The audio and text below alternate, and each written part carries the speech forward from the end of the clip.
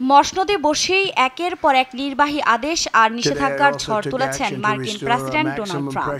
শুল্ক আরোপ ও নিষেধাজ্ঞার মাধ্যমে নির্বাচনী প্রতিশ্রুতি বাস্তবায়নের দিকে এগোচ্ছেন তিনি। এবার নজর ইরানের দিকে। দেশটির উপর সর্বোচ্চ চাপ প্রয়োগের কৌশল অবলম্বন করতে যাচ্ছেন ট্রাম্প।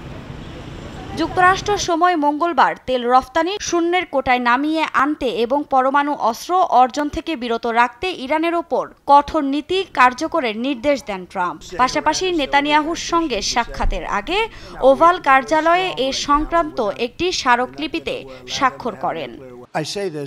আমি ইরানি শাসক গোষ্ঠীর উপর সর্বোচ্চ চাপ প্রয়োগের নীতি পুনরুদ্ধারের জন্য পদক্ষেপ নিয়েছি। যদি কেউ তাদের থেকে তেল কিনে, আমরা তাদের সঙ্গে ব্যবসা করব না। আমি হিজবুল্লাহ ও হামাসের অর্থের যোগান বন্ধের জন্য এই পদক্ষেপ নিয়েছি। এদিন ইরানের সঙ্গে চুক্তির কথাও জানান তিনি। আমি একটি চুক্তি চাই, এমন একটি চুক্তি যেখানে তারা জীবন চালিয়ে যেতে পারবেন।